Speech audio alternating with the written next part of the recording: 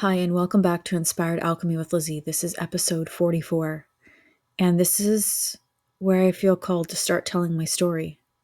I know I've told bits and pieces of it, and while I won't say everything, and a lot of the details are not suitable um, for me to tell,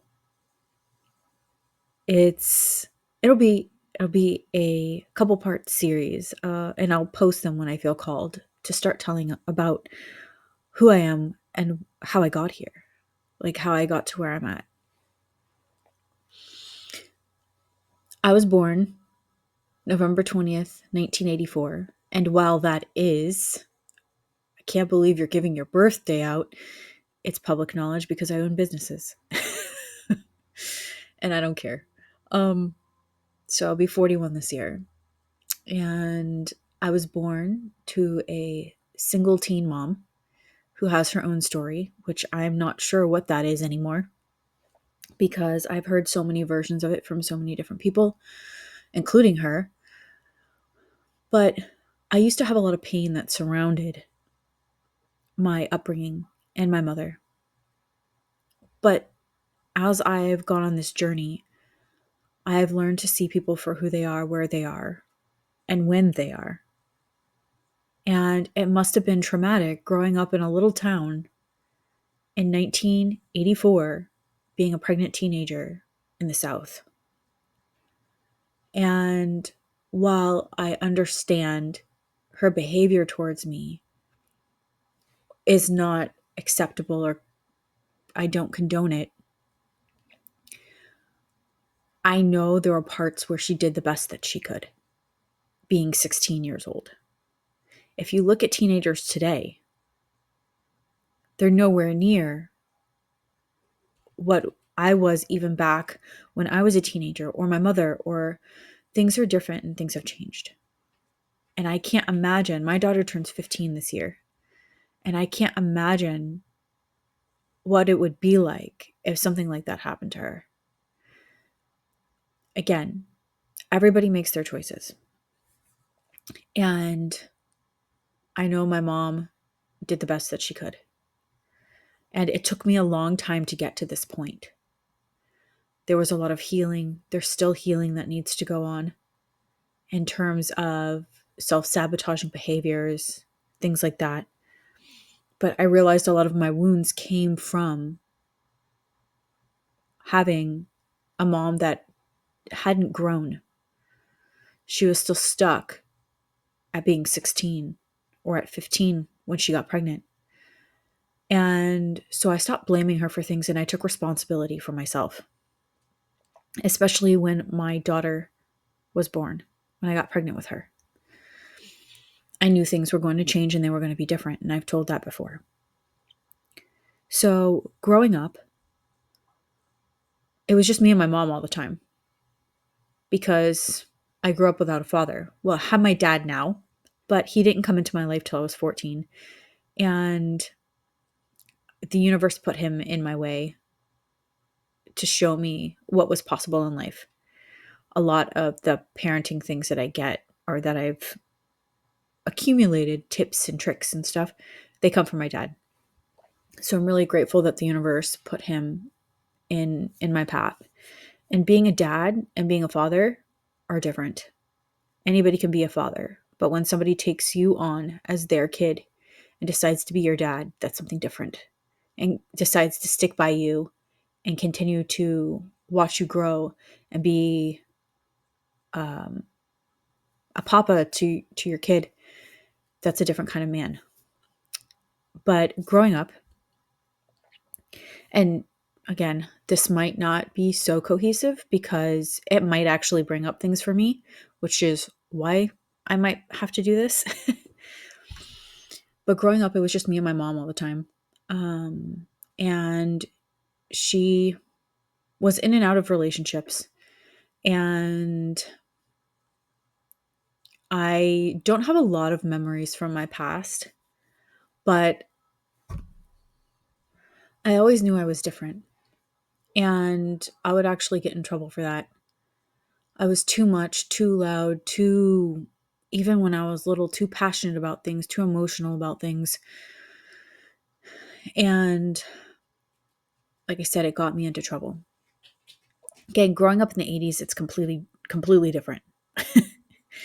And early 90s and things like that. And like I said, while I don't have a lot of memories, I do have memories of my mom working at an eye doctor's office and me being too young to go to school. So I would have to sit under the, there was like this really long desk.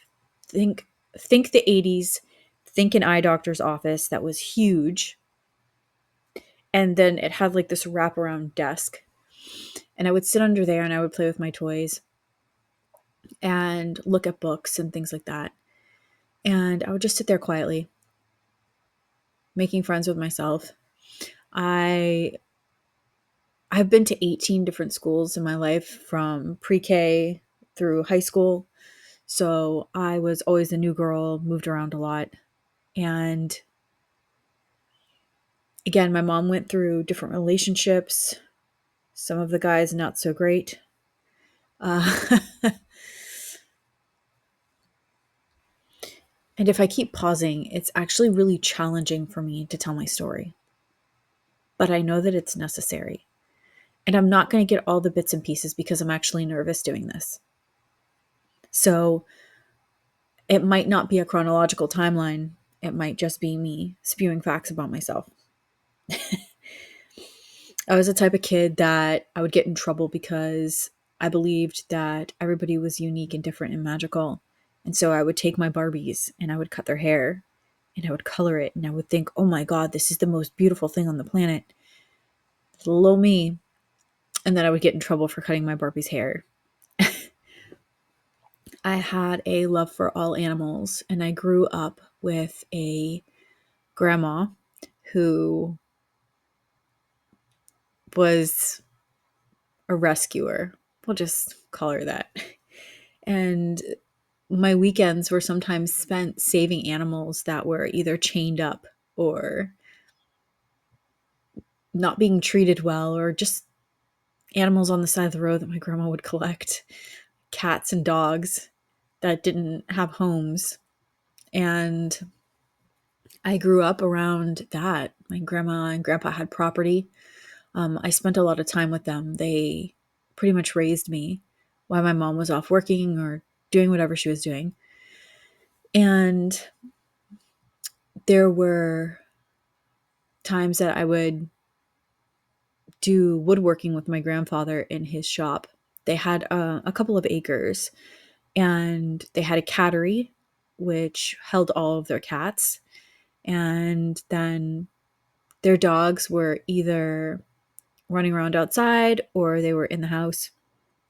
But the animals were always very well taken care of. And when I say there were a lot of animals, there were a lot of animals.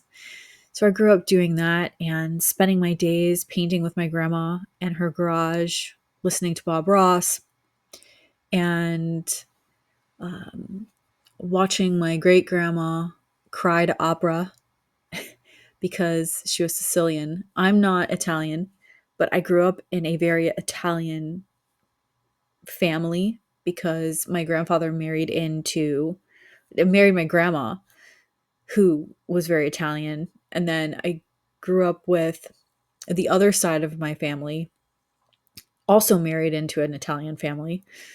And it was just beautiful chaos all of the time. And I remember these things and I hold on to these memories, the good ones. And they're the ones that kept me going. They're the ones that I looked at life and said, wow, these other things are really hard, because my mom and I didn't get along. And I've said this before. I believe that she blamed me. I know that she blamed me because she told friends of mine that she blamed me for not being able to grow up, not being able to do the things that she wanted to do, not being able to go to college. That was her thing. And that doesn't hurt me anymore. Again, that took me a long time to kind of be able to understand. And again, I won't go into all the details of everything that happened because it's not necessary, but it was just very stressful. So I found peace and happiness in these memories and these interactions that I had with my grandparents, and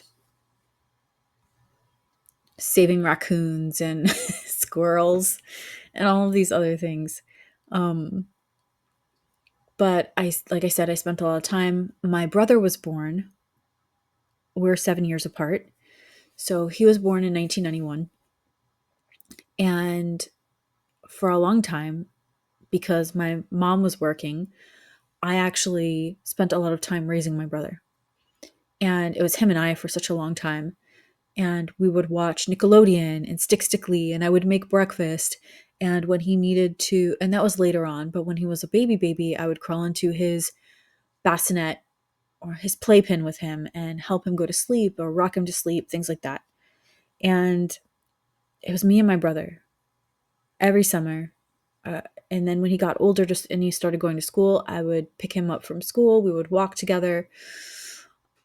I was a latchkey kid, so I started walking to and from school when I was like 7, I believe. And riding my bicycle when it's like storming outside. It's a friggin' lightning crashing around you, and you're like, I just want to get home. If you don't know what a latchkey kid is, it's pretty much a child that is on their own, like after school, stuff like that. But it was okay. Like I would go home and I would pretend I was Matilda, and I would make myself food. And then when my brother was old enough and he wasn't at the babysitter after I got out from school and on the weekends, it would be me and him. We would make Eggo minis. We would watch Hey Dude. Where Where's Arnold? I think that's what it's called. And Doug and all these different things. Are You Afraid of the Dark? And I prefer to focus on those good memories of when I was a kid. When I moved into being a teenager, it was a little bit different. My mom got involved with someone who wasn't very nice. And so I lived with my uncle for a little while. And I moved in and out of his house a few times before my mom made me go back. And I'm not going to say home because it wasn't home, but I felt like I had to be there for my brother.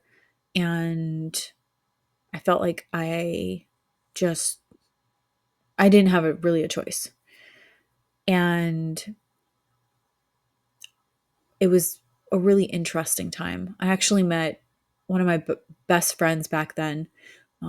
She lived down the street from me. It was like a senior citizen neighborhood because the guy was older than my mom, but he had gotten the apartment from a family member or something like that. But in the houses, my friend lived in the houses. And she even told me, she's like, if I wouldn't have met you and I wouldn't have known you, I wouldn't have been your friend. Pretty much like I was a nerd and I was a geek and all this stuff. But we became best friends and we spent all of our time together. And we stayed friends during this time that I was moving in and out when I was about 13. And obviously, I'm skipping around a lot because I'm just trying to drop in memories that are coming to mind right now. So, the reason I moved out of my mom's house in the first place is because she decided to leave because the man that she was married to was abusive. And it was very bad situation. And I used to watch him scream at her, and he was an alcoholic, and he would drink and drink and drink starting very early in the morning till late at night. And then we would be the problem. And so I had to watch him hold her onto the bed and scream at her and all of these different things. And she decided to finally leave because I was like, Mom, you can't do this anymore. Like, this is not safe. This is not, I was kind of my mom's sounding board when she had problems. And I was the one to be like, hey, no, it's okay. It's okay. And I understand because while I had to grow up early and I had to take care of my brother at that point in time, like I had to take care of my mom too. And it it just is what it is. And so she ended up leaving, and when she went back, I was like, I'm not going. And I was surprised that she let me stay. So again, I lived with my uncle and his wife at the time, in and out of the house. I was in middle school. And one day she was like, You need to come back home. And I was like, I don't want to. And I think this night was the first night that I ever really, really stood up for myself, minus the times I was like, I'm not going back to church and I'm not going back to CCD classes or whatever. But it's another story where I just refused. I was like, I'm not going back. I was like 7 years old and I'm like, it's not happening. Like, I'm just not doing it. And while she got really mad at me, I ended up winning because for a 7-year old, I had a pretty good argument. And so on the way home, that night that she came to pick me up from my uncle's house, she was pretty much yelling at me and telling me how ungrateful I was. And that wasn't the first time I heard it. And again, she was like, You're lucky I kept you. You're lucky that you're even here because everybody wanted me to get rid of you. And again, you can read between the lines here as to what I mean by that. And I just was 13 and I go, Then you should have just gotten rid of me. If I'm such a problem, you should have just gotten rid of me. And so she reached around and she smacked me pretty hard. And, you know, I guess I guess I had just come to a point where I just didn't care. Right. So then I got back home, and I say home, but it wasn't home. I got back and they had gotten rid of my bed. And my mom, if my mom is listening to this, which I don't know if she even knows I have a podcast, but if she is, I'm trying to be as gentle about these things as possible because I know that my mom had her own trauma going on. But that doesn't negate the trauma that I went through. And she'll say this didn't happen, but it did.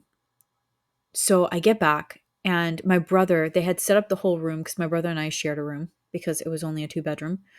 So we shared a room, and there was a big bed in there for him, and there was an air hockey table.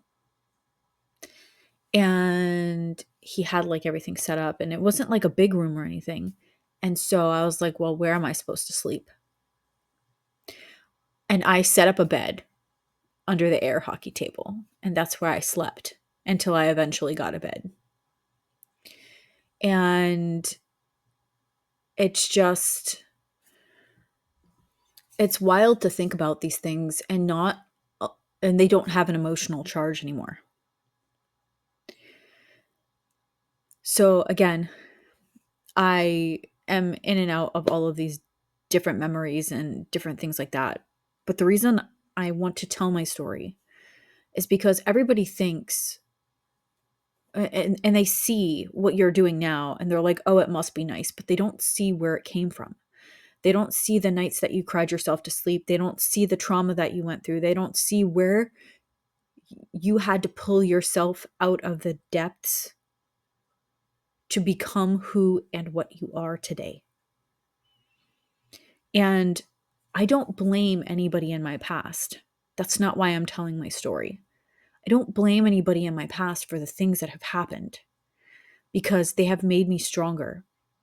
Even some of the most horrible, horrific things that have happened to me, I take them and I transmute them and I alchemize them and I try to turn them into something beautiful for the world so that at least even one person doesn't feel alone in their journey. And while this was like not chronological or anything like that, it's me getting my story out there so that people don't feel alone and they can see what is possible from where they are. I've had to I've crawled through the depths. I have crawled across fire. I have sunk into the deep shadows and I've come back out stronger. I've cried blood, sweat, tears, and it's all it really is all beautiful to see where I'm at now, and the people who have come along in my life to be my guides and to show me that I'm worth more than I think that I am, and to show me what is possible. And while we all have our own trauma and none of us are perfect and all of these things, we are perfect as we are in that moment. I have guides that, while they've done a lot of work on themselves, I've had guides in the past that have done a lot of work on themselves. Again, not perfect. I'm not perfect. I help and try to guide people the best that I can, but I don't have all the answers either. But we still have codes and keys for people, and we're perfect as we are in that moment. We are enough as we are, and we're worthy as we are in that moment for people, no matter how broken we might feel. And remember, we're not broken. You're not broken, but we might feel like it. Our story is our power. Our shadow is our power. And we can alchemize it all. And for people who are like, well, you just don't understand. Okay, well, maybe I don't understand your trauma. But at the same time, I know what I had to crawl myself out of. I know what I had to deal with as a kid. I know what I've had to deal with as a young adult and as an adult and now in midlife. And while it's not as bad as some people's, and we can all say that, oh, but my trauma's not as bad, it doesn't negate it though. And we can come out of it. And our trauma is not who we are. It's not our personality. It's not who it's our trauma does not make us. And our experiences and how we deal with them and how we reframe our mind is us. It is who we are. It's what you do with your life that makes you who you are, not what's happened to you. And so for today, that's story part 1. And again, it's not going to be chronological because I'm trying to pull these things from a memory that is kind of healing at the moment. So thank you for being here. Thank you for sharing this with me. Thank you for sharing your time with me, as messy as it is. And remember, you're not broken. You are just unbecoming everything that society and people told you to be, and you are becoming everything you are meant to be. And the fire doesn't have to burn you. It can help you grow. It can help you see and light your way. And your shadow doesn't have to be a bad thing that you run from or hide. It is your power. It's your freedom. The first step in any of this is starting and saying, I deserve better. My kids deserve better. I deserve to live a life that I'm passionate about and that I love. I'm worth all of this. And that's where you start. And knowing that you're deserving to have a beautiful life, no matter what. This is where we alchemize. This is inspired perpetual alchemy. And if you need a place where you can be seen in your shadows, we have the Inspired Alchemy Collective. Please come find us, and we'll hold you the best that we can. Until next time, thank you for being here. Keep going, alchemists. You got this.